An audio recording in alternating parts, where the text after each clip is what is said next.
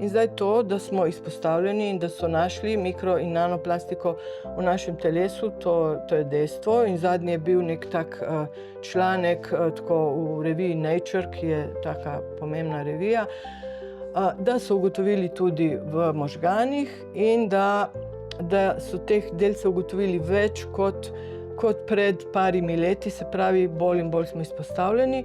Mi sicer govorimo problem mikro in nanoplastike in človekovo zdravje, ampak točno to, kar je rekla kolegica, mi to vidimo povsod okrog in vidimo, da je to nekaj, kar si ne želimo. To pomeni, glavni problem je problem pravzaprav odpadne plastike. In seveda, kako vrniti nazaj to v krog. Pač imaš tam, ne vem, kuli napiše, ga vržeš v smeti, pa vzameš drugega, pa tudi napiše, pa še tega vržeš v smeti. A veste, to je tako grozno potratno, in mi smo tega navajeni, to kar leti od nas. Mi smo pravzaprav izpostavljeni mnogim kemikalijam preko plastike. Otrok, ki je rojen zdaj, je izpostavljen še prednji je rojen pravzaprav tem kemikalijam in potem še vsak dan svojega življenja verjetno bo.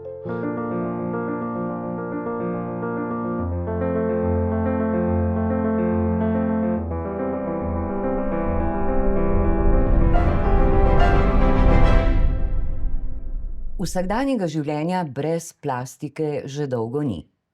V mnogočem je nadomestila naravne materiale in poenostavila izdelavo številnih izdelkov za vsakdanjo rabo. Njena široka uporabnost je praktično nenadomestljiva. Koliko in v kakšni obliki ali oblikah pa utegne biti škodljiva? V tokratni epizodi podcasta Samo en planet bomo raziskovali resnice in mite o mikro- in nanoplastiki. Mikroplastiko so našli na najvišjih gorskih vrhovih, v najglobljih morskih jarkih, pa tudi skoraj v vseh delih človeškega telesa. Kako resno jemljemo opozorila o njihovi vseprisotnosti, s katerimi ukrepi jih lahko zmanjšamo, omejimo, kakšni so potencialni učinki mikrodelcev na žive organizme, kaj so razkrile dosedanje raziskave. Te prostemu očesu skoraj nevidne snovi in nevidni svet drobnih delcev bomo raziskovali z današnjimi gosti. Z nami so doktorica Damjana Drobne, profesorica na Biotehniški fakulteti. Lepo pozdravljeni. Pozdravljeni.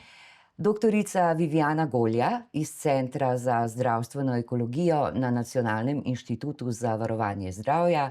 Pozdravljen. In dr. Andrej Kržan, raziskovalec za polimerno kemijo in tehnologijo na Kemijskem inštitutu. Lepo pozdravljeni. Lep pozdrav. Za začetek bomo določili dimenzije, ne našega pogovora, ampak dimenzije snovi, o katerih se bomo pogovarjali. Da si bodo gledalke in gledalci lažje predstavljali, o čem sploh govorimo, kajti en del, recimo nanodelci, so s prostim očesom nevidni. Torej, kakšne so te dimenzije? Če jaz odgovorim za začetek, te dimenzije, recimo mikroplastika, tista najbolj razširjena definicija je, da so to delci, ki so manjši od 5 milimetrov. 5 milimetrov je tako, recimo, eno zrno graha. To zlahka vidimo, potem pa seveda, ko gre na manjše, pa to počasi izginja. Medtem ko nanodelci so pod 1 mikrometrom, torej to je pa že 10 na -6 milimetra.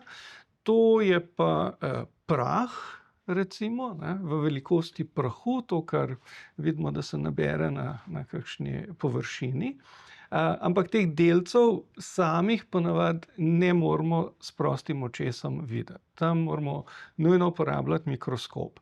Obstaja še ena definicija, ki se je pojavila, ki je iz ISO standardizacije, kjer pa naj bi ta meja bila od 1 milimetra za mikroplastiko nižje, vendar se nekako ni prijela, še vedno se ljudje držijo teh 5 milimetrov.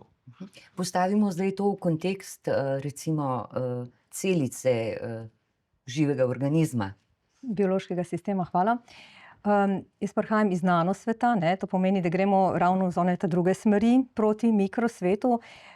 Tudi po eni definiciji, ki je najbolj uporabljena v znanstvenih krogih, so nanodelci delci, ki so manjši od 100 nanometrov. To pomeni, da se pogovarjamo o delcih, ki so bistveno manjši od mikro oziroma tudi nanoplastike. Po eni širši definiciji je to 500 nanometrov so nanodelci, pa tja nekje do 1 mikrometra tudi sprejmemo. In celice, človeške celice v povprečju, sploh tiste, ki so na površini, ki nas najbolj zanimajo, ki pridejo v stik s tem materialom, so nekje v povprečju 10 mikrometrov. To si težko predstavljaš, če ne uporabljaš mikroskopa, ker pač to so dimenzije, ki so očem nevidne. To pomeni, če je nanoplastika ali pa mikroplastika do 5 mikrometrov ali pa tja do proti milimetrov, celica je pa 10 mikrometrov, pomeni, da smo pravzaprav v tem velikostnem razredu. To pomeni, da je ta nekak velikostna skala. To pomeni, pogovor med celico in tem delcem sta skoraj enako velika, kar je silno pomembno potem za razumevanje tega, kot rečemo, pogovarjanja oziroma interakcije. Tu nekje v tem smislu. In dostikrat mi za lažje razumevanje rečemo, tako kot je bilo rečeno, to je pravzaprav prah. In to je prah, ki ga vidimo okrog nas in ga ne želimo. To pomeni, vsi ti delci so pravzaprav v prahu in v prahu je marsikaj. Ampak nas danes in široko, bomo najverjetneje tudi kasneje o tem govorili, zanima tisti prah, ki je narejen iz umetnih postopkov oziroma iz polimerov. Tako nekako. Hvala. Ja. Zdaj, mediji so zadnje čase ali pa že kar nekaj časa polni precej katastrofičnih člankov o nevarnostih, ki se skrivajo v mikroplastiki, o tem, kako se nalaga tukaj, tam, kar sem že uvodoma povedala. In seveda nas je upravičeno strah.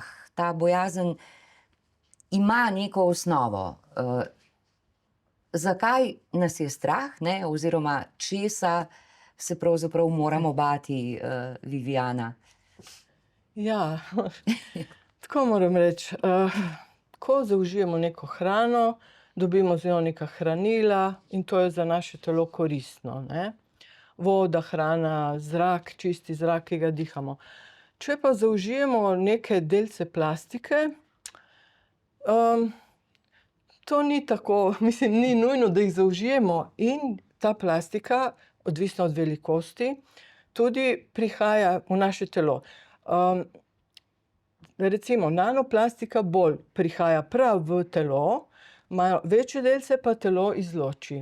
In približno je tako nekih 250 nanometrov, če govorim zdaj o plastiki, ki smo jo zaužili skupaj z hrano. Če so večji delci od približno, ker te meje niso tako zelo natančne, ampak 250 nanometrov pa telo naše izloči. Če pa manjše, je pa možnost, da prihaja skozi črevesno steno. In podobno je, ko vdihnemo ali pa ko nekaj prihaja na kožo, čim manjši so delci, potem je večja nevarnost, da pride v telo. In zdaj to, da smo izpostavljeni in da so našli mikro- in nanoplastiko v našem telesu, to je dejstvo. In zadnji je bil nek tak članek tako v reviji Nature, ki je taka pomembna revija, da so ugotovili tudi v možganih in da so teh delcev ugotovili več kot pred parimi leti, se pravi, bolj in bolj smo izpostavljeni. To lahko rečemo. Dejansko pa mi še ne vemo čisto dobro, kako ta plastika na naše telo vpliva. Želimo si ne, da bi bili izpostavljeni, ampak nimamo nekih zelo trdnih dokazov, da je to zelo slabo. Je treba narediti še veliko raziskav, da bomo ugotovili, kaj je. Problem v teh raziskavah je tak, da plastika, to bo kolega povedal, je veliko različnih vrst plastike.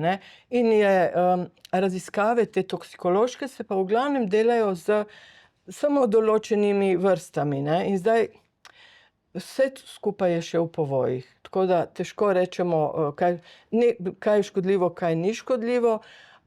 Z neko okoljsko plastiko še toliko raziskav ni narejenih, ampak stvari se dogajajo, so v teku in preko slej bomo imeli več informacij. Zdaj, če sem prav razumela, se to v telesu lahko nalaga, Ampak Ja. zdaj govorimo tukaj mogoče bolj na področju fizike, a ne, snovi. Kaj pa se dogaja s kemijo, a ne? A ti, delci oddajajo neke, kemijske snovi in ali lahko prodrejo tja, kamor si ne želimo, da prodrejo? Na Ja. kakšen način, koliko je tukaj že raziskanega? Nanoplastika sigurno bolj prodira, ne. Zdaj pa, ker je plastika tako zelo različna in ima različne lastnosti, poleg same plastike, za katero vemo, da vsebuje polimere, pa še ene aditive, ki se potem, če so v telesu, tudi sprostijo, ne, lahko ima na površini, ti delci imajo lahko na površini še druga onesnaževala in potem se tudi ta onesnaževala sprostijo. Tako da, ne vemo še. Težko rečem. Damjana, Eden- vi ste strokovnjakinja za nanoplastiko, delate tudi poizkuse na fakulteti, predavate o tem, skratka, nanoplastika vam je kar, dobro, vam je blizu in ste ja. prodrli že Ja. v določene skrivnosti, ki nas laike begajo. Ja, mogoče, no, bi samo to povedala, da smo ravno končali en velik evropski projekt ravno na proučevanju vpliva nano- in mikroplastike na človeka. Pravzaprav je šlo za 5 velikih projektov, ki so skupaj delovali. Iz 74 inštitucij smo bili 21 držav. To pomeni, da se je resnično nabralo veliko znanja. Mogoče eden od mitov, ki je zanimiv za nekako splošno javnost, je ta, mi rečemo prodrejo, pridejo, ampak to ni pasivno, ne. To pomeni, da plastika velikosti, kot je kolegica omenila, torej gre za nanometrske ali nekaj 100 nanometrskih, pride samo, če se celica tako odloči, če jo sprejme, ne. In mi imamo samo nekaj tipov tistih celic v črevesu, tudi kje drugje, celice, ki čistijo, celice imunskega sistema, ki jim je to služba, da vzamejo te delce in jih lahko nesejo oziroma odnesejo in počistijo. Torej, to ni nek pasivni proces. To je nekaj, kar je silno pomembno, ne. Druga stvar, ki je zelo pomembna, je razvoj metodologije. Gre za izjemno majhne koncentracije, gre za material, ki je po kemijski sestavi, kar bo kolega povedal, zelo podoben biološkemu sistemu, torej ne gre za neke prepoznane drugačne elemente, kot je bilo v primeru proizvedenih nanodelcev. Ne, to pomeni, da jih je težko ločiti, ne. To pomeni, če damo na eni strani biološko znanje, torej znanje o biologiji celici, fiziologiji, vemo in smo lahko brez skrbi, da je zdrav organizem, katerikoli organizem, ne samo človek, vretenčar, ampak popolnoma vsak, nekako zaščiten pred prahom. Tako nekako začnemo razpravo s študenti, ne. Ali vi mislite, da se prah kopiči v naših možganih, a ne? Ali se samo en del prahu kopiči v naših možganih in potem naredimo 3 kroge razprave in precej hitro pridemo do zaključkov. Je pa res, da so in bodo določeni materiali, pa ni nujno, da gre za polimere, lahko gre tudi za karkoli drugega, novi materiali takšni, da pa bodo nekako lahko po principu trojanskega konja, to pomeni, da se bodo nekako vendarle lahko znašli nekje, kjer ne želimo. Hkrati si pa mnogokrat želimo, da določene delce pošljemo na neko mesto, tukaj je pa na mestu nanomedicina. In vemo, da nanomedicina ima svoje omejitve ravno zato, ker telo zelo uspešno čisti delce, torej material, če se znajde tam, kjer ne bi bil. Resnično je pa problem, kot je kolegica omenila, aditivi, to pomeni dodatki. Zato gre razvoj v to smer, da bi bilo dodatkov čim manj ali pa bi bili tudi ti dodatki material. Torej vemo, kako in kaj lahko potem material nekako, oziroma se telo, celica spopade z materialom, ne. Torej to so te neke smeri raziskav in pa predvsem smeri, kako pomiriti strahove, kaj se kje kopiči. Omenili ste dodatke. Mislim, da vem, da obstaja že evropska direktiva, ki naj bi prepovedala določene dodatke, za katere je bilo že ugotovljeno, da so škodljivi, dodajanju predmetom splošne rabe, se pravi od kozmetike do čistil, pralnih praškov in podobnega, ne. Je pa to zelo težko verjetno spraviti v industrijo, ali gre ta proces nekako naprej, tako kot si je Evropska unija zamislila, da bi moral iti? Jaz mislim, da je to v bistvu zahteven proces. ampak to, kar ste omenili, je prepoved dodajanja mikroplastike k izdelkom. To se najbolj nanaša pravzaprav na kozmetiko, ali pa kozmetična sredstva, kjer se je dodajalo delce plastike zadevam, kot je recimo zobna pasta ali pa kakšne kreme pa tako naprej, kar je v bistvu popolnoma nepotrebno, morda je dalo dober občutek ali kaj takega, ampak v bistvu popolnoma nepotrebno. Tako da tukaj gre za relativno, kako bi rekel, omejen ukrep, ampak je pa prvi korak. To je dejansko prva prepoved in ta je prišla, zdaj ne vem, mogoče dobro leto nazaj, ampak je prva prepoved, ki se nanaša pravzaprav na mikroplastiko. Vse ostalo je neregulirano v celoti. Ampak to niso dodatki, o katerih je govorila kolegica, ne? Vi ste mislili aditive v smislu kemikalij. Ne? Zato, ker veste, plastika je formuliran material, ki vsebuje polimere. Polimer je neka osnovna sestavina, polietilen, PVC in tako naprej. Ne? Ampak tej osnovni sestavini, polimeru, dodamo še druge dodatke, lahko so, ne vem, plastifikatorji, ali pa recimo mehčala, barvila, vse mogoče. Ne? Vse mogoče in stabilizatorji tudi, ne? Recimo proti UV in tako naprej. In teh kemikalij, ki se jih dodaja, je ogromno. Ogromno, mislim, da so rekli, da jih je okoli 8000, preko 8000 kemikalij se dodaja in hkrati pravzaprav, ko kupite plastiko, ne, nimate podatka, kaj vse je dodano. Mogoče imate podatek, da je stabilizirana proti UV razpadu, ne, ampak to je vse, vi ne veste, kaj je noter. Tako da imate v bistvu en koktejl kemikalij, ki ga dobite, pa še hkrati ne veste, kaj je noter. Bi imel vsaj napisan, tako kot na škatlici, ne vem, kreme, ki jo kupite v trgovini, ne, tam piše, kaj je noter, vsaj tiste osnovne ali pa najpomembnejše sestavine. Tukaj tega ne dobite. Ne. In ravno zdaj sem eno študijo bral, kjer so se ukvarjali pravzaprav zelo detektivsko, ne, s tem, kaj je pravzaprav v teh plastikah noter. In če pomisliš, ne, je to ena taka velika neumnost in potrata časa, napora, denarja, dela teh raziskovalcev, ne? Ker nekdo, ki ta material naredil, točno ve, kaj so not namešali. Ne? Ampak to je očitno poslovna skrivnost, ne? Jaz Tako. se tukaj malo navezala na Ja. vas. Ne? Plastike je veliko različnih vrst za različne uporabe. Zdaj, če pa gremo na plastiko v stiku z živili, tam se pa točno ve, kateri aditivi smejo biti in to je zelo regulirano. Tu, če ne piše, ampak seveda manj škodljivi aditivi se lahko uporabljajo in pol tudi se na ta način ta plastika naredi, da ti aditivi, ti dodatki ne bojo se sproščali v živilo v takih količinah, ki bi bile zdravju škodljive. Tako da ta je zelo regulirana. Drugi pa ne bom rekla. Ta del je reguliran. Drugi pa neki zaviralci gorenja, pa take druge stvari, kar se zelo veliko uporablja, ne? In tudi ostane potem v nekem na smetišču in se razgradi in se po celem svetu potem to raznese. To so pa tudi škodljivi aditivi. No, mi smo pravzaprav izpostavljeni mnogim kemikalijam preko plastike. Ne? Je pa res, da to niso zelo visoke koncentracije, to so izjemno nizke koncentracije, ampak mi imamo tukaj situacijo, da smo mi kronično izpostavljeni, desetletja. Otrok, ki je rojen zdaj, je izpostavljen še preden je rojen pravzaprav tem kemikalijam in potem še vsak dan svojega življenja verjetno bo. Ne?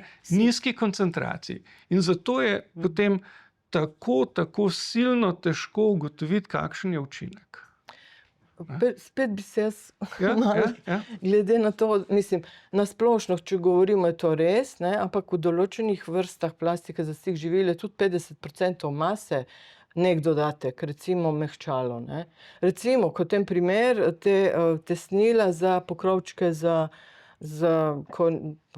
kako bi rekla, pokrovčki na teh steklenkah za embalažo, za živila, tam zna biti tudi 50 in več procentov nekih aditivov. Ampak tega v primerjavi z vso plastiko ni toliko, samo ene plastike imajo več. Omenili smo nevarnost zdravju, ne? To je nekaj, kar nas pravzaprav vse zanima, ne? In nas zanima Ja. tudi, kaj pravzaprav to pomeni, ne? Nevarnost zdravju, včasih slišimo strupeno, tveganje. Pravzaprav nevarnost je povezana s koncentracijo, ne? To je bistvo toksikologije, ne? In izpostavljeni smo zelo nizkim... Tveganje, tako, ne ja. nevarnost. Ja, Nevarnost je lastnost samega, Tako, same ja. substance. Tako, nevarnost je pač lastnost same substance, da ima pač potencialno neko kvarno delovanje lahko. In gre za odmerek, to pomeni za koncentracijo, ne?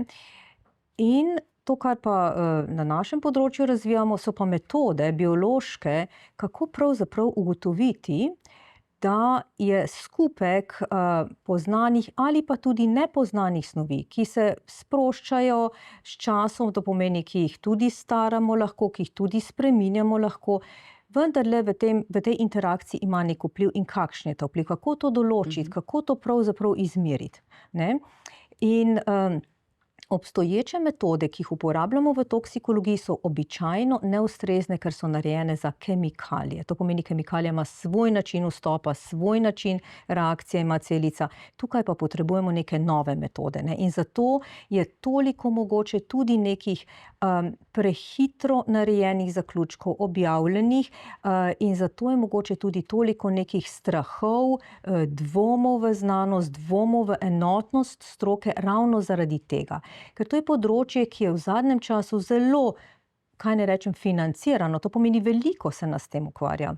Nekateri, ki smo vstopili iz področja nanotoksikologije, z drugih področij, to pomeni, gre za veliko skupino raziskovalcev, znanstvenikov, ki so morda prej počeli tudi mogoče kaj drugega, sorodne stvari, in v trenutku se vsi ukvarjamo bolj ali manj z enim področjem in že to, da se med sabo ustrezno pogovarjamo, da imamo ustrezno izrazoslovje, ne, kar smo pravzaprav ravnokar ugotovili, in to v večjih jezikih pravzaprav, ne, je včasih zelo zahtevno. In to je to, kar je dejansko problem. In hkrati to na ustrezen način posredovati, težko rečeš, ne vem, po 4 letih raziskav ne smeš reči, ne vem. Hkrati pa mi ne upamo reči, ne, ni. In zaključek teh projektov je bil pravzaprav ta, da trenutno ni metodologije analitične, ki bi ali potrdila ali zavrgla prisotnost plastike v možganih. Zakaj? Ravno zato, ker gre za izjemno nizke koncentracije in izjemno veliko možnost kontaminacije vzorca. Mi dobimo vzorce iz različnih koncev sveta, iz različnih bolnic, domov. In ti vzorci so vzeti na nek določen način in vedno obstoja neka verjetnost, da so kontaminirani. In tudi ti članki, kot je kolegica omenila, v najboljših revijah, zraven ne poročajo, v kakšnih posodah so bili mogoče vzeti še, ampak kako so bili naprej procesirani. In to je pravzaprav en takšen zaključek, ne, ker se določene stvari vsi učimo, sploh če gre za nizke učinke in majhne koncentracije.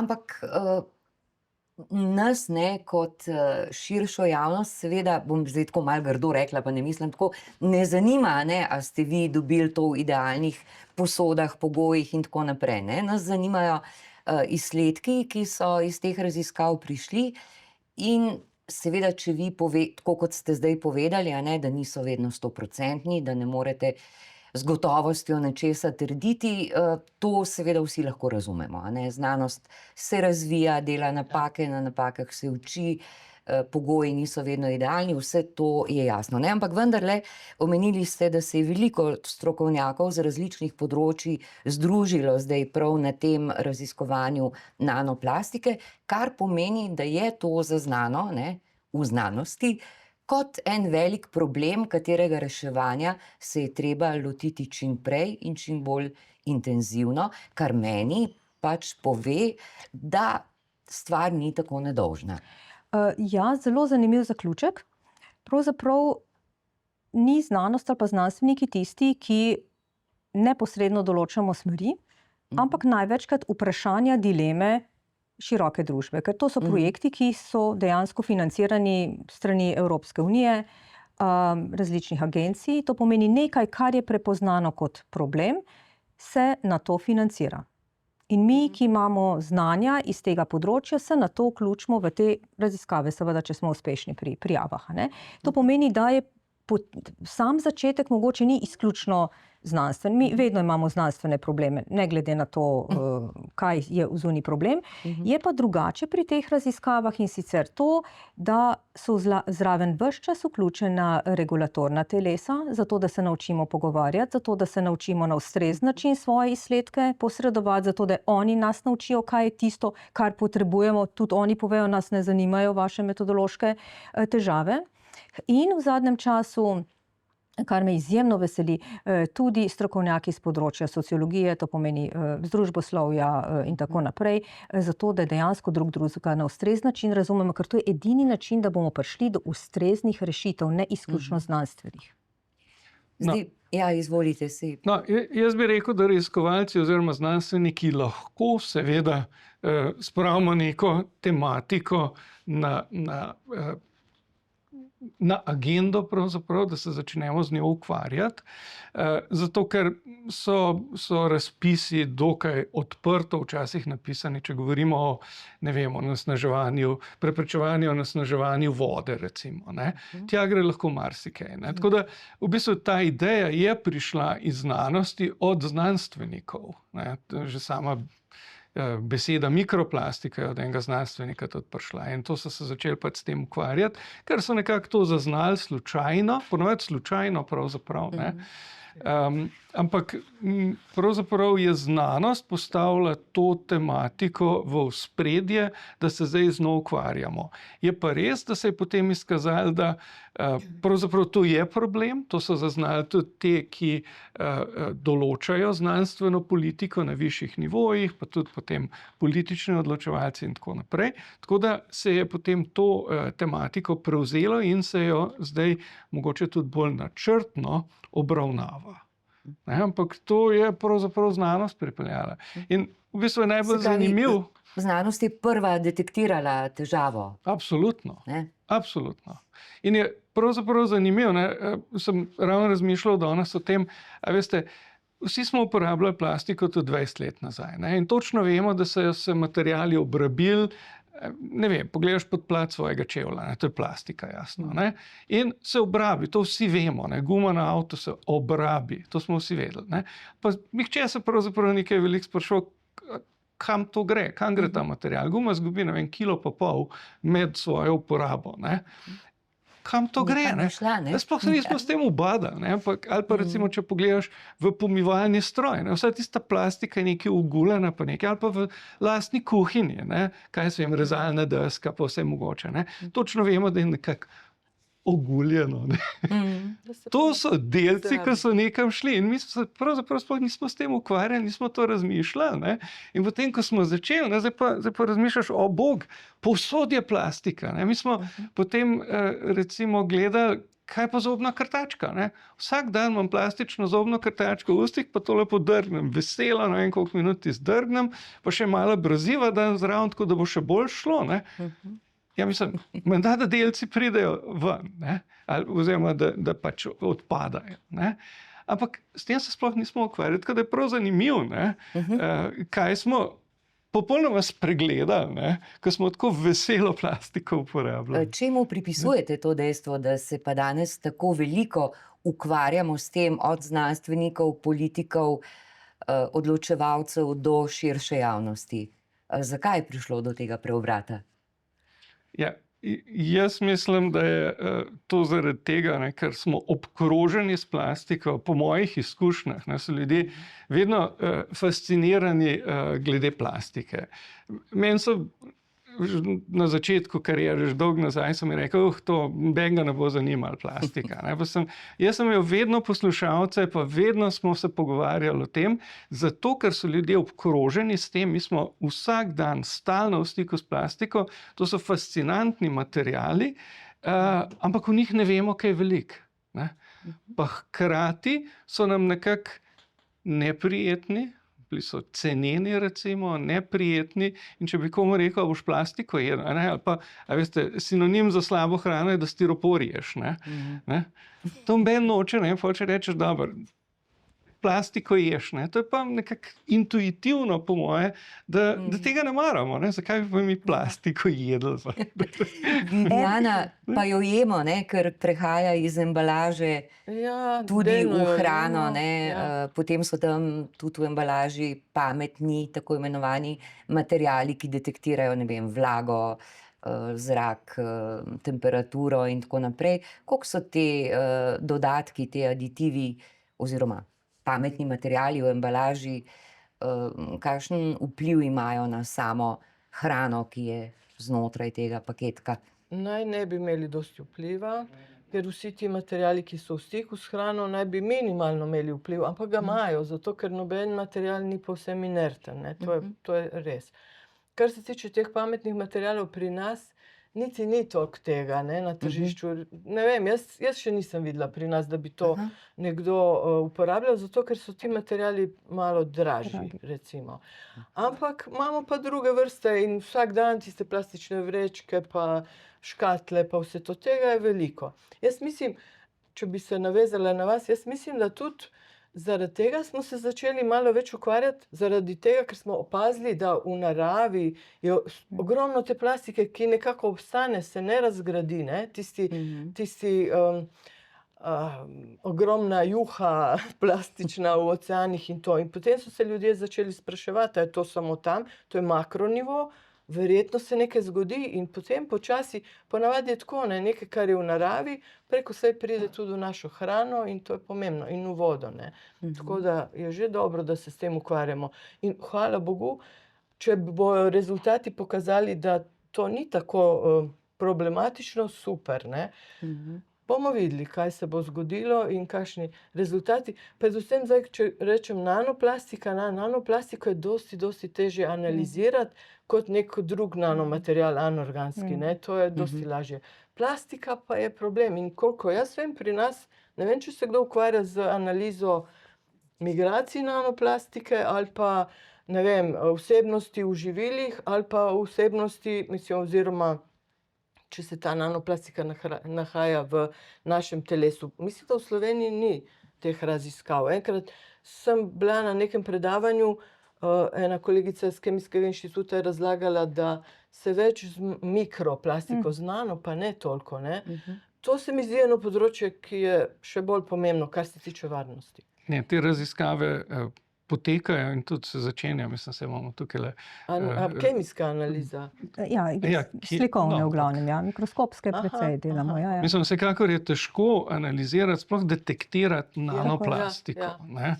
V tem je težava. Zato, ker sama ideja nanoplastike je prišla iz tega, dobro, če veliki delci razpadajo, ne, imaš, ne vem, vedro, ki je nekje plava po morju, ne vem koliko časa, počasi razpada, to vsi vemo. Imaš folijo na vrtu na soncu, ne, konec poletja se folija kar drobi.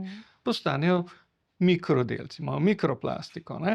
In potem rečeš, dobro, se ta material ni nehal razpadati, še vedno fragmentira, ne, torej fizično razpada in je logično, da bo to šlo na nivo mikrona ali pa 100 mikronov, pa pol mikron in torej smo v nano področju. Ne? Teh delcev pa pravzaprav ne vidimo, ne? Ker nimamo metodologij dobrih in jaz si upam trditi, da danes ni nobenega junaka, ki bi lahko vzel, ne vem, tamle zunaj en okoljski vzorec in kvantitativno določil nanoplastiko. Mislim, da ga ni junaka, ki bi to naredil. No? Ja. Lahko naredimo analizo in rečemo, mi najdemo kemikalije, ki kažejo na prisotnost plastike. Posredno. Tako. In znamo kvantificirati, koliko plastike, ne vemo pa, koliko delcev je to, kakšni delci so, to pa ne znamo nič povedati, zato ker nikdar delca pravzaprav ne Samega ne vidimo. Ne. Tako da v večini teh analiz, ne, ki jih delajo po človeških organih, ker zdaj so našli sledove, jaz temu rečem sledove plastike, ne pa delce, ne, v možganih, pa v vseh mogočih notranjih organih, pa v arterijah, pa povsod, ne. To kamorkoli grejo gledati, zaenkrat pravzaprav najdejo sledove plastike. Ampak to, ne vem, če je par študij, ne, ki potem pokaže vsaj nek poskus, da bi pokazali delec. Ne. Drugače gre pa pravzaprav za posredno metodo, kjer ti, dajmo temu reči, sežgeš vzorec in v razgradnih produktih iščeš kemikalije, ki kažejo, torej sledove plastike. Ne?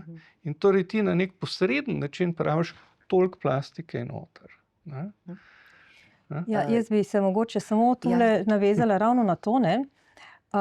Te raziskave, ki so največkrat bile omenjene s tem sežiganjem, a ne, se je izkazalo, da ko se na enak način obdela biološki vzorec, se pokažejo popolnoma enaki produkti, kot v primeru plastike. Ne. To pomeni, marsikdaj, ne, je bilo zmerjeno nekaj, kar je del biološkega vzorca. Ne. In tukaj so te metodološke težave, če to želimo videti. In potem imamo razne posredne metode, posredne analitske metode in pa posredne biološke teste. Bi pa mogoče samo se vrnila nazaj na tisto vaše vprašanje, zakaj se toliko s tem ukvarjamo, če mogoče vemo, da pa vendarle ni tako velika nevarnost, kot smo morda mislili 5 let nazaj, zato ker se želimo pogovarjati o prihodnosti plastike. In to je tisto, kar je najbolj pomembno. A ne? In veliko smo tukaj naredili, jaz mislim, da je Evropa na tem področju zelo veliko naredila. To pomeni že samo zavedanje, da imamo ščetko ali pa karkoli, ne? In da mogoče je kdaj ni potrebno ali je potrebno imeti plastiko, ali pa mogoče določeno stvar nazaj vrnemo v krog na en ali na drug način. To pomeni, da samo to zavedanje in da je plastika material sedanjosti in prihodnosti in morda ni povsod potrebna. Kdaj bomo lahko, kot smo slamce nadomestili in še kaj drugega s kakšnimi drugimi materiali, kar pa ne pomeni, da so ti materiali kakorkoli drugače reaktivni ali pa interagirajo z našimi biološkimi sistemi. Ne, to pomeni, da pač imamo opravka z nekim materialom in se bomo vrnili do odpada. A ne? In to je to, kar je najverjetneje največji problem. A ne? Mi sicer govorimo problem mikro- in nanoplastike in človekovo zdravje, ampak točno to, kar je rekla kolegica, mi to vidimo povsod okrog in vidimo, da je to nekaj, kar si ne želimo. To pomeni, glavni problem je problem pravzaprav odpadne plastike. In seveda, kako vrniti nazaj to v krog. In to je nekaj, kjer se Evropa pač trudi, idejno, konceptualno, in mi pač poskušamo iskati rešitve. Glavni problem je količina, ne? Količina, ki se nenehno povečuje. In zdaj na nedavni konferenci, mislim, da je bila pred par tedni, ne, o zmanjševanju proizvodnje plastike, sta seveda še vedno dva tabora. Ne? Na eni strani tisti, ki si želijo, da se zmanjša ta proizvodnja, in na drugi strani tisti, ki to proizvajajo na osnovi nafte, verjetno še vedno, ne, še vedno to glavna surovina za proizvajanje plastike, pa seveda tega ne želijo. Ne? Tako da, kaj vi mislite, je ta dogovor pri tako različnih interesih, na kakšen način bi ga bilo mogoče doseči, ker dejstvo je, da zmanjševati bo treba, ne? O tem verjetno ni nobenega dvoma. To so politični dogovori. Je pa ena stvar, ki jo pa recimo pogrešamo, to, da se zelo veliko govori o plastenkah in podobnih stvareh. Tudi mi smo se v projektih ukvarjali pretežno s tem, pa s takšnimi in drugačnimi folijami. Sorazmerno malo pa o hitri modi, to pomeni o vlaknih umetnih. Ne? In po raziskavah, kakor sem jih pregledala, je pravzaprav to eden največjih onesnaževalcev z mikro- in nanoplastiko, torej ta vlakna. To pomeni, tudi tukaj bomo najverjetneje v prihodnosti nekoliko spremenili način življenja. Najverjetneje. Ampak to je pa dejansko naša skupna akcija, skupna aktivnost. Te plastike toliko ne vidimo, razen v domačem prahu mogoče, a ne? In tukaj so pa v zadnji popolnoma drugi principi, ne? Ker hitra moda ima pa nek svoje druge elemente, lobije, svoj čar in bo potrebno tudi na mal drugačen način naslavljati to. Kako pa je z razvojem recimo novih plastik, da rečem tako po domače laično, ne?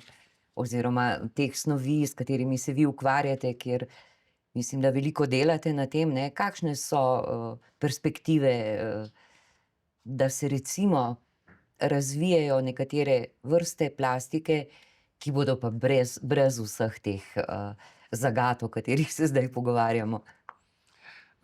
Jaz mislim, da se bomo plastiki izjemno težko odrekli in to vidimo pravzaprav ravno pri tej rasti proizvodnje. O plastiki se veliko govori, plastika ima v bistvu negativno označbo in čeprav ima negativno označbo, jo vsi stalno uporabljamo. Ne. Tako da malo smo tukaj shizofreni v svojem razmišljanju, ne. Ampak to ravno kaže, kako uporabni so ti materiali in zato imamo to rast, ki je pravzaprav strašljiva. Ta rast je prevelika in ker so ti materiali poceni, to so poceni materiali in to so materiali, ki nam omogočajo v bistvu nek komfort, varnost in tako naprej. Samo če pomislite, a veste, ko greste na urgenco k zdravniku, ne, a veste, tam se odpira sterilne paketke, ne, vse je plastično, vse je za enkratno uporabo, vse je varno. Temu se nihče ne bo odpovedal, ne. Je pa vedno vprašanje koristi in tveganj. Tam se ne bomo odpovedali, ampak kje bi se pa lahko? Ja, ampak, a veste, kaj pa zračni meh v avtu, ne, ali pa igrače vaših otrok, ki jih tako ljubijo, ne, ali pa naših otrok, ne. A veste, tega je ogromno, ne, to so izjemno uporabni materiali, tako da jaz mislim, da ne bomo se jim znali odpovedati.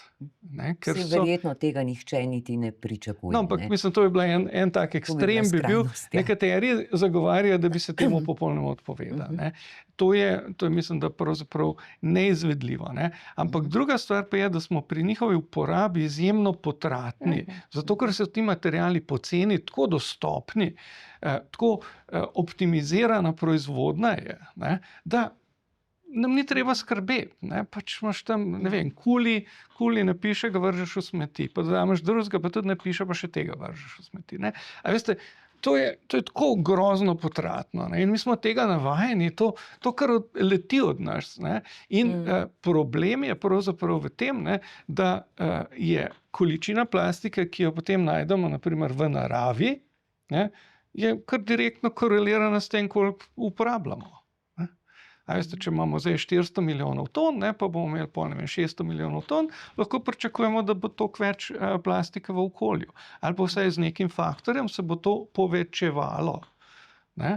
Ker recimo, tudi dela so eno analizo, kakšen je učinek v tistih okoljih, v Ameriki so to delali, v okoljih, kjer imajo neko politiko pa ukrepe za zmanjševanje uporabe plastike. In so rekli, ja, so učinkoviti. Naprimer, ne vem, mesto v Kaliforniji, ne, omejujejo uporabo plastike za enkratno uporabo in se tega resno držijo. Ne, in so rekli, ja, vidimo relativno zmanjšanje količine plastike v naravi. Ne, ko čistijo obale pa tako naprej, ne, ker teh podatkov je ogromno, pa se zbirajo nekako in se tudi centralno zbirajo, tako da to lahko zdaj že sledijo. Ne. Torej, v mestu, kjer imajo ukrep za zmanjševanje uporabe, se je količina plastike v okolju zmanjšala relativno na mesto, kjer ukrepa ni. Rečem pa relativno zato, ker še vedno je bilo plastike v okolju več kot prej. Samo rast je bila manjša in to so pripisali ukrepom. Ne? Mi smo v eni taki situaciji in zato je treba omejiti te količine.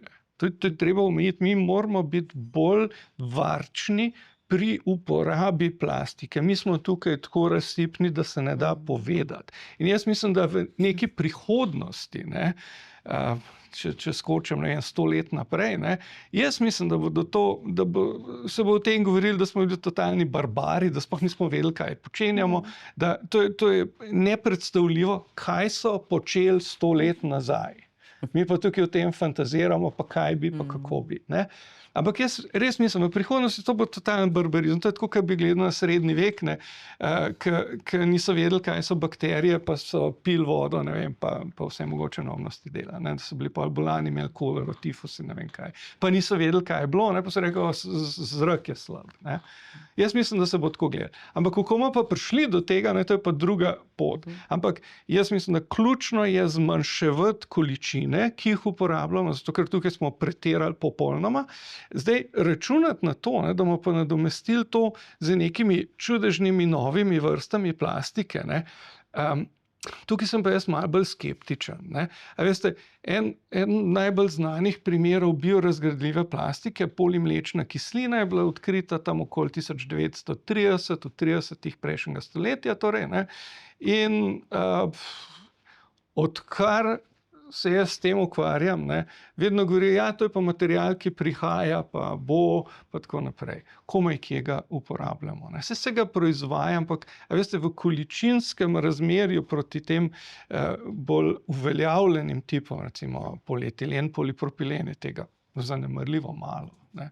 Ali pa recimo obstajajo naravni poliestri, polihidroksialkanoati, ki jih mikroorganizmi delajo naravno, ne, kot skladiščenje hrane, pravzaprav takrat, ko ne morejo rasti.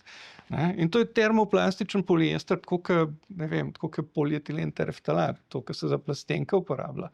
Ne. In mi to lahko čisto naravno, to je naravno material, biorazgradljiv, torej bioosnovan, biorazgradljiv, ne, tako da si res tako kot list na drevesu, ne, skoraj v takem ciklu se znajdeš potem, ne.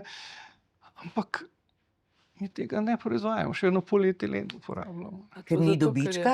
Ja, to se ne može reči. Ja, tukaj se seveda srečamo z ekonomiko, ne? Zato, ker veste, mi imamo lahko marsikatero visoko letečo misel, ne? Ampak ko se pa znajdemo pred nekim stroškom, ne? Se pa zagon nekako zgubi. Tako da to je pomembna točka. Ja. Eno je, da se sami omejimo, ne? A smo to sposobni narediti, ker nismo prav dobri v tem, da se omejujemo. Ne? Pa drugo, da sprejmemo nek strošek, da se dogovorimo kot družba, da celo sprejmemo nek strošek. Ne? Tukaj vidite, je velik odpor, mnogo pomislekov, ne? Kako, na kakšen način. Ne? Potem so pa druge, bolj bi rekel, sociološke zadeve potem. Ne? Ker vi ste prav rekli, da v tem področju je veliko tudi iracionalnega, ne? Neke občutki so, v nekaj verjamemo, nekaj se nam zdi in to je, kar postane potem realnost. Ne? Tako da smo dejansko prišli iz nano, mikroplastike, najbrž v ta prav problem. Ne? In to je prevelika proizvodnja, neustrezno ravnanje, ne? Neustrezen zaključek življenja tega, ne? Kako vrniti v krog. Ne? Tako da, kar se trenutnih strahov tiče, pred nano in mikroplastiko mi dostikrat primerjamo z drugimi materiali, ki smo jih v preteklosti raziskovali, nanomateriali. Ne vem, titanov dioksid je bil takšen, s katerim smo se silno veliko ukvarjali, ne? In dejansko videli, da do neke mere ali pa do veliki meri zdravo telo vendarle obvladuje. Ne spusti tja, kamor ti materiali nimajo kaj početi. So pa vedno neke možnosti, neki dodaten stres in v zadnje čase skušamo gledati na problematiko onesnaževanja celostno. In ne izvzeti samo človeka, ki nas zanima, tudi okolje. To pomeni dejansko gledati na zdravje človeka, živali, okolje, rastlin, seveda v nekem konceptu enega zdravja. Ne? In to je najverjetneje prihodnost. In ko se bomo mi tega zavedali, da če je plastika v oceanih in če so tla onesnažene, je to pravzaprav neposredno povezano tudi z našim zdravjem, ne glede na to, ali verjameš ali ne verjameš, da imaš nanoplastiko v možganih, se mi zdi, da bo bolj enostavno. enostavno, ker mi pravzaprav moramo stvari videti, tako smo nekako naravnani, šele takrat mogoče lažje razumemo in ukrepamo. No, ampak te raziskave, ne, ki zdaj prihajajo ven, recimo, kjer se že skoraj da povezuje, ne, kaj jaz vem, povezali so demenco pa prisotnost plastike v možganih, ne.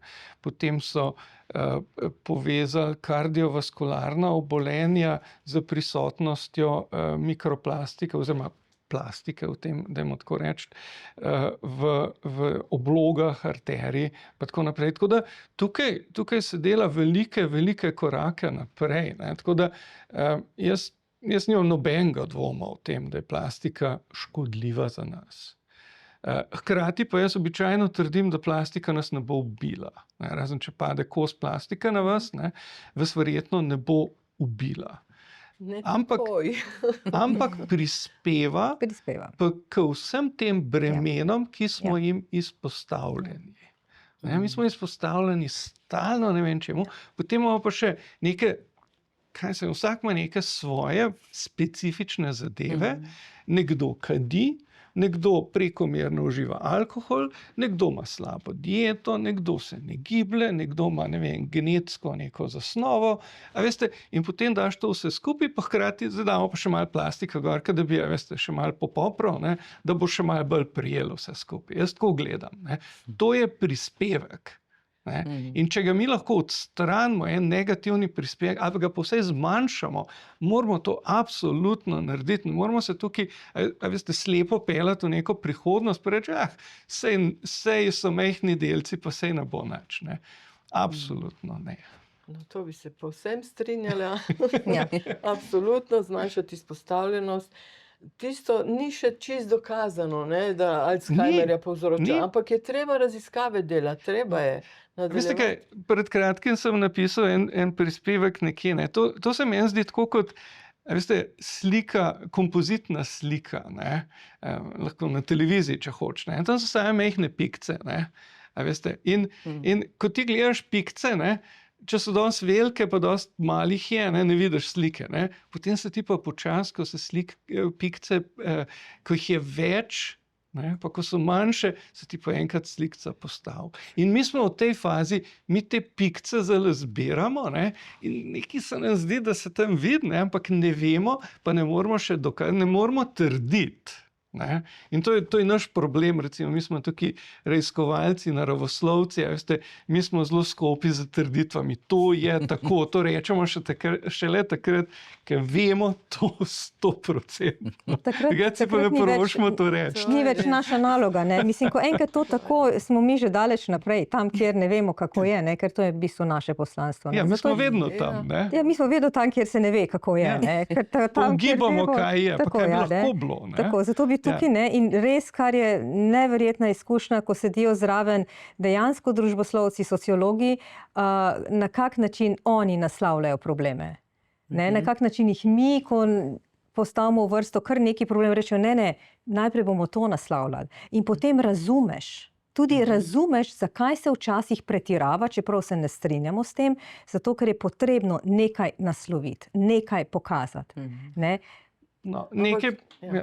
Ste pa zelo lepo tale slikca, to je tako zelo nazorno. Res je dobra, Ja. res je dobra.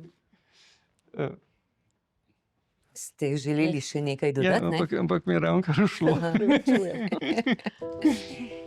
Jaz mislim, da smo razprli nekaj problemov, nekaj osnovnih dejstev smo tudi uspeli razjasniti in se vam prav lepo zahvaljujem za sodelovanje v današnji epizodi podcasta in vam želim še veliko uspeha pri vašem raziskovalnem znanstvenem delu, ker mi nekako računamo na vas. Ne?